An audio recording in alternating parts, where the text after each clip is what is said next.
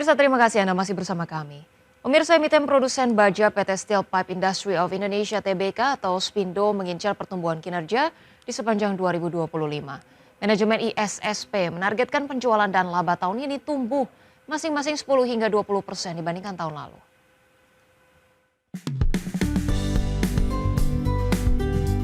Baja PT Steel Pipe Industry of Indonesia (TBK) atau SPINDO mengincar pertumbuhan kinerja di sepanjang 2025. Secara fundamental, ekonomi Indonesia merupakan negara paling favorit di kawasan Asia selain India, ditambah dengan target pemerintah yang membidik pertumbuhan ekonomi tahunan sebesar 8%. Untuk itu, manajemen ISSP menargetkan penjualan dan laba tahun ini tumbuh masing-masing 10 hingga 20% dibandingkan tahun lalu. Sebagai strategi pertumbuhan tahun ini, ISSP masih berfokus untuk memenuhi permintaan di pasar lokal. Pihaknya akan memaksimalkan pendekatan ke pengguna karena pengguna merupakan pihak yang paling terpengaruh oleh kualitas produk dan konsistensi delivery.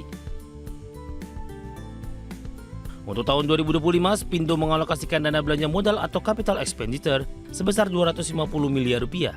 Dana capex tahun ini akan difokuskan di unit 7 yang akan memproduksi pipa diameter besar yang selama ini belum bisa diproduksi. Pihaknya mengatakan prospek industri baja nasional pada tahun ini akan dipengaruhi oleh dinamika kondisi geopolitik maupun ekonomi global dan nasional. Suku bunga acuan yang mulai masuki tren menurun tentu dapat menjadi katalis positif bagi kelangsungan bisnis ISSP.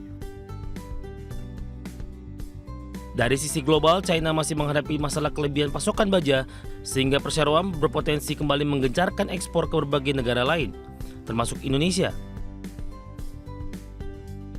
Risikonya Indonesia bisa dibanjiri produk baja impor dari Tiongkok. Hal ini tentunya juga bisa mempengaruhi dinamika harga baja global. Indonesia berada di posisi 14 sebagai produsen baja dengan kapasitas produksi 17 juta ton per tahun. Ini menjadi modal berharga bagi produsen untuk memenuhi kebutuhan baja di dalam negeri. Sebagai sumber ADX Channel.